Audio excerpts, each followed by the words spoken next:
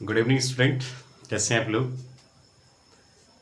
चलिए, पिछला क्लास जो हमारा था, पिछला जो लेक्चर हम लोग का था, एक्चुअली उसमें हम लोगों ने पढ़ा था पैरेलल प्लेट कैपेसिटर का कैपेसिटेंस फाइंड आउट किया था। फिर हमने ये भी देखा था कि डाइइलेक्ट्रिक का पैरेलल प्लेट कैपेसिटर में क्या इफेक्ट है। और हम इस इफेक्ट में हमने देखा था कि यदि किसी पैरेलल प्लेट कैपेसिटर के अंदर किसी डाइइलेक्ट्रिक को हम इन्वॉल्व करें या आप कह सकते इंट्रोड्यूस करें, उस केस में जब इंट्रोड्यूस करते हैं उस केस में हमारा जो कैपेसिटेंस होता है आफ्टर इंट्रोड्यूसिंग डाइइलेक्ट्रिक वो ज़्यादा होता है एज कंपेयर टू वैक्यूम वाले में। तो वैक्यूम का जो पैरेलल प्लेट के अंदर यदि हम वैक्यूम कंसीडर करें उसका कैपेसिटेंस और डाइइलेक्ट्रिक इंट्रोड्यूस करें उसका कैपेसिटेंस, दोनों में हम लोगों ने देखा था कि डाइइलेक्ट्रिक वाला कैपेसिटेंस वैक्यूम वाले कैपेसिटेंस से ज़्यादा है। ठीक है, तो उसमें हमने पूरा का पूरा फिलअप कर दिया था। आज हम लोग पढ़ेंगे, आज के लेक्चर में हमने पढ़ना है कि अब वो पैरेलल प्लेट जो कैपेसिटर है उसके अंदर डाइइलेक्ट्रिक तो रखेंगे बट उसको पार्शियली फील्ड करेंगे। याद रखिएगा, जो हमारा पैरेलल प्लेट कैपेसिटर है उसके अंदर पार्शियली फील्ड करेंगे, थोड़ा थोड़ा सा डाइइलेक्ट्रिक, हाफ हाफ डाइइलेक्ट्रिक या 1/4 करके या 1/3 करके डाइइलेक्ट्रिक को इंट्रोड्यूस करना है और तब देखना है कि रिजल्ट कैसा आता है। ठीक है, तो आइए हमारे साथ। कहता है when partially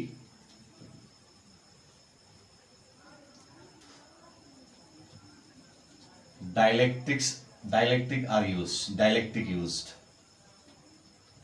partially dielectric used। अब डाइलेक्ट्रिक कह रहा है कि पार्शियली इंट्रोड्यूस किया जाए तब क्या रिजल्ट आता है। तो देखिए, जैसा कि हमने पहले पढ़ा था कि पैरेलल प्लेट कैपेसिटर के अंदर यदि वैक्यूम की बात करें तो वैक्यूम के अंदर जो कैपेसिटेंस होता है वो होता है A epsilon not divide by D. और यदि हम किसी कांस्टेंट टर्म की बात करें तो उसके साथ के लग जाता था यदि डाइलेक्ट्रिक की बात करते हैं। ये चीजें हमने पढ़ रखी है। बट अब जो क्वेश्चन हमसे पूछ रहा है कि मान लीजिए कि this one is a parallel plate capacitor, ये पैरेलल प्लेट कैपेसिटर है जिसके बीच का डिस्टेंस d है। क्वेश्चन कह रहा है कि इसके ऊपर चार्ज प्लस का क्यों होता है, इसके ऊपर माइनस का, इस पे प्लस चार्ज डेंसिटी, इस पे माइनस चार्ज डेंसिटी, जैसा हमने पहले पढ़ रखा है। सवाल कह रहा है कि अब इसके अंदर हम डाइलेक्ट्रिक इंट्रोड्यूस कर रहे हैं। मान लीजिए जो डाइलेक्ट्रिक है वो कुछ इस तरह से इंट्रोड्यूस कर रहे हैं। इसके पहले जो डाइलेक्ट्रिक हमने इंट्रोड्यूस किया था उसको हमने ये नहीं बोला था हाफ है, 1/3 है या 1/4 है। इसमें जो हम डाइलेक्ट्रिक इंट्रोड्यूस कर रहे हैं वो इधर से गैप, इधर से गैप, दोनों साइड गैप गैप है। ठीक है, जिसकी थिकनेस हम कंसीडर कर लेते हैं, जिसकी थिकनेस कितनी है, टी है। और हम पहले से जानते हैं कि यहां से यहां के बीच में जो इलेक्ट्रिक फील्ड होगा that is external electric field E not की बात करेंगे इसके पहले वाले लेक्चर में। मतलब कि ये इलेक्ट्रिक फील्ड इसके बीच का होगा, ये इलेक्ट्रिक फील्ड इसके बीच का होगा। मतलब यहां भी हम ई नॉट की बात करेंगे, यहां भी हम ई नॉट की बात करेंगे। याद रखिएगा, एयर गैप जहां होगा वहां ए होगा। अब चूंकि ये डाइलेक्ट्रिक है तो इसके अंदर जो हमारा ई होगा वो डाइलेक्ट्रिक का होगा बट उसका डायरेक्शन इसके जस्ट अपोजिट होगा। किसके अपोजिट होगा बाबू? तो जस्ट ई नॉट के अपोजिट होगा। ऐसा इसके पहले वाले लेक्चर में हमने बताया था पोलराइजेशन ऑफ चार्ज की वजह से। जो चार्ज इंड्यूस्ड होगा उस इंड्यूस्ड चार्ज की वजह से जो इलेक्ट्रिक फील्ड प्रोड्यूस होता है वो electric field induced electric field होगा और एक्सटर्नल इलेक्ट्रिक फील्ड जो एयर गैप में हमने निकाला था उसके जस्ट अपोजिट होता है। तो ये ई नॉट का डायरेक्शन हम पॉजिटिव टू नेगेटिव देंगे और जो हमारा डाइलेक्ट्रिक की वजह से जो इलेक्ट्रिक फील्ड इंट्रोड्यूस हुआ है उसका डायरेक्शन हम नेट एक्सटर्नल इलेक्ट्रिक फील्ड के अपोजिट लेंगे। ऐसा हम लोगों ने ऑलरेडी पढ़ रखा था। तो आइए बात करते हैं, इस पूरे फिगर को देखने के बाद हम बात करते हैं from figure, since we know that, यहां लिख भी सकते हैं, सिंस वी नो दैट, हम जानते हैं, क्या जानते हैं, सुन लीजिए कि के का जो फार्मूला होता है वो हम लोगों ने पढ़ रखा था ई नॉट बाई ई। कोई प्रॉब्लम नहीं है, इसलिए यहां से हम ई की वैल्यू फाइंड करें, ई को इधर ले जाए तो के इधर आ जाएगा, जिसकी वैल्यू होगी ई नॉट बाई में के। याद रखेंगे, दिस इज योर रिजल्ट, कुछ हम यूज करेंगे आगे चल करके। ई हमारा हो गया कौन सा इलेक्ट्रिक फील्ड? तो डाइलेक्ट्रिक का इलेक्ट्रिक फील्ड। इसके ऊपर हम यहाँ वेक्टर का सिंबल लगा सकते हैं। This is the direction of dielectric electric field. और ये क्या हो गया हमारा डाइलेक्ट्रिक कांस्टेंट, ई नॉट हो गया हमारा एक्सटर्नल इलेक्ट्रिक फील्ड जो एयर गैप के बीच में बन रहा है, ई की वैल्यू हो गई। अब देखिए बात होती है कि यदि हमें पोटेंशियल डिफरेंस, क्योंकि एक्चुअली हमको कैपेसिटेंस चाहिए और कैपेसिटेंस का फार्मूला जो होता है वो C is equal to Q by भी होता है। मीन्स सबसे पहले we have to find the value of potential difference, means V की वैल्यू फाइंड करनी है। But how? तो V की वैल्यू फाइंड करने के लिए हम बात करें अगेन फ्रॉम फिगर, जो पोटेंशियल डिफरेंस है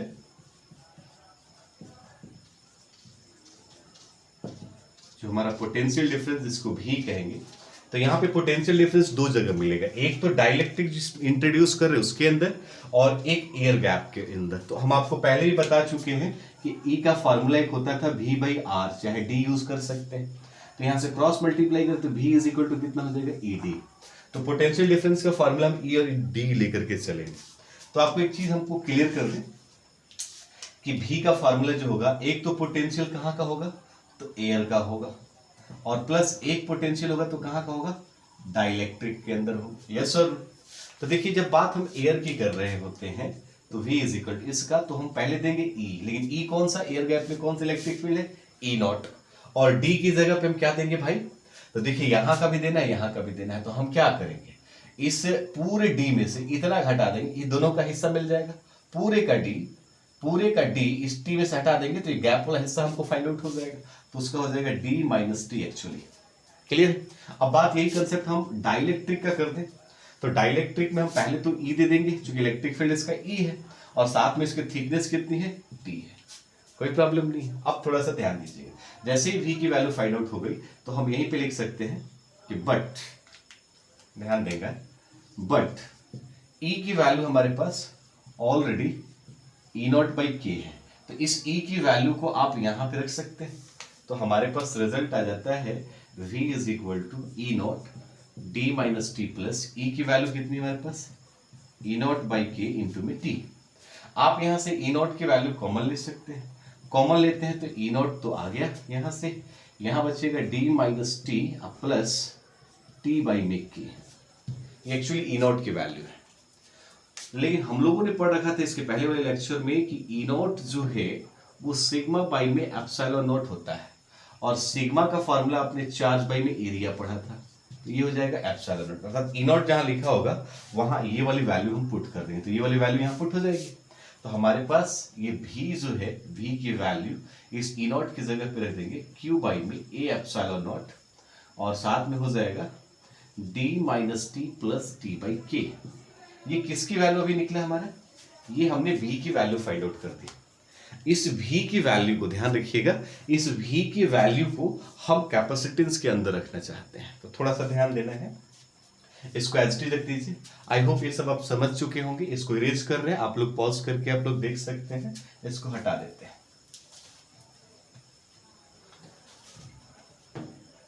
अब हम बात करेंगे V का, तो V इज इक्वल टू इतना हो गया, now capacitance of parallel plate capacitor C is equal to Q by V होता है, ठीक है, Q by V। तो पहले हमने यहाँ पे तो बाबू चलो Q लिख दिया और डिवाइड बाई V, V की वैल्यू कितनी हमारे पास, Q, अब बाई में एप्सिलॉन नॉट है, ये एप्सिलॉन नॉट ऊपर चला जाएगा, A एप्सिलॉन नॉट, और नीचे बचेगा कितना हमारे पास, D minus t plus t by के, ये रिजल्ट बचेगा। Q से Q काट दीजिए, C is equal to A epsilon naught, यहाँ देखिए D minus t plus t by t, D common ले, हालांकि कॉमन नहीं बट कॉमन ले रहे हैं, तो D कॉमन ले लेंगे तो यहाँ बचेगा 1 minus t by D plus t by D के, यूज कर सकते, जहां नहीं होता वो चीज वहां डिनोमिनेटर में लिखा जा सकता है। ये एक्चुअली वैल्यू किसकी हो गई हमारे पास, C की। और इस T वाला कौन सा रिजल्ट है हमारे पास, ये हमारा है इसका, जब हम डाइलेक्ट्रिक को यूज कर रहे हैं। अब हम वैक्यूम में जानते हैं कि इस वैक्यूम के लिए होता है हमारे पास A epsilon not divide by D, यही फॉर्मूला होता है। अब क्या करते हैं हम कि इक्वेशन फर्स्ट एंड सेकंड से फर्स्ट को डिवाइड कर देते हैं सेकंड से, तो सी बाई में सी नॉट, सी बाई में कितना सी नॉट, सी का वैल्यू लिखेंगे A epsilon not D into 1 minus t by d अब प्लस टी बाई डी के, कितना रिजल्ट हो गया, और इसके नीचे आ जाएगा इस सी नॉट के वैल्यू, तो सी नॉट एप्सिलॉन नॉट यहाँ आ जाएगा ए एप्सिलॉन नॉट और डिवाइड बाई डी, तो डी चला जाएगा ऊपर। अब जैसे ये जाता है तो ए एप्सिलॉन से ए एप्सिलॉन की वैल्यू कट जाएगी, डी से डी क्लियर हो जाएगा, तो हमारे पास सी बाई में सी नॉट इज इक्वल टू बच जाएगा 1 बाई, ऊपर तो 1 ही बचेगा, 1 minus t by D plus t by D के, टी बाई डी के, इतना रिजल्ट बचेगा। इसको चाहे तो ऐसे भी हम सॉल्व कर सकते हैं, सी नॉट को उधर भेज दो, तो C is equal to C naught by में 1 माइनस, ठीक है, ये टी बाई डी को बाहर ही निकाल लेते हैं, तो यहाँ 1 बचेगा, ध्यान दीजिएगा, और माइनस ये माइनस प्लस प्लस, तो ये टी तो बाहर ही आ गया, डी भी बाहर आ गया, तो ये 1 बाई कितना हो जाएगा के। तो ये हमारे पास एक रिजल्ट है। इस फॉर्मूले को आपको बहुत अच्छे से लर्न कर लेना है। अब इस फॉर्मूले से हम बहुत सारे टर्म निकाल सकते हैं। इसमें भी हम कह सकते हैं कि सी जो है वो ग्रेटर देन है सी नॉट से, सी जो है सी नॉट से क्या है ग्रेटर देन है। यही हमारा फाइनल का रिजल्ट है, और इस फाइनल के रिजल्ट से हम कुछ स्पेशल केस देख लेंगे। एनसीईआरटी में डायरेक्ट क्वेश्चन दे रखा है, हम नोट्स करा देते हैं, आपको अच्छे से क्लियर हो जाएगा। अब देखिएगा, अब ये जो वैल्यू है कि c is equal to C naught divide by 1 minus t by d. अब केस हम ऐसा ले लेते हैं, मान लीजिए केस 1, पहले में हम कहते हैं if t is equal to d हो जाए, अर्थात हम आपसे कहना चाहते हैं, हालांकि कंसेप्ट तो हम कर चुके हैं, हम ये कहना चाहते हैं कि सपोज ये जो डाइलेक्ट्रिक हमने इंट्रोड्यूस किया है वो गैप वाला ना हो, बिल्कुल सटा सटा हो, मतलब कि दो ऐसे प्लेटें हों तो इसके अंदर जो चीज हम डाल रहे हैं एक्चुअली ऐसे दोनों टच हो। तब क्या करते हैं, तो जब t बराबर d हो तो इस इक्वेशन से, from equation A c is equal to C naught 1 minus t की जगह d रख दीजिए, d by d 1 minus 1 by k हो सकता है। अब d से d तो क्लियर हो जाएगा, तो c is equal to C naught 1 तो ठीक है, माइनस से मल्टीप्लाई करें, minus 1 minus minus plus 1 by k, तो ये तो उड़ जाएगा, तो इसको लिखे तो रिजल्ट हो जाएगा के सी नॉट, अर्थात c इज इक्वल टू कितना हो जाएगा के सी नॉट। तो हम यहां भी देख रहे हैं कि c greater than C naught. इसका मतलब ये हुआ कि कैपेसिटेंस जो है डाइलेक्ट्रिक वाला वो वैक्यूम वाले कैपेसिटेंस से k टाइम्स ग्रेटर है, k टाइम्स ग्रेटर है। तो ये तो पहला केस हुआ कि जब t और d आपस में सेम होते। और भी हमारे कंसेप्ट हैं, जैसे मान लीजिए इसको हम हटा देते हैं, सेकंड केस देख लीजिए।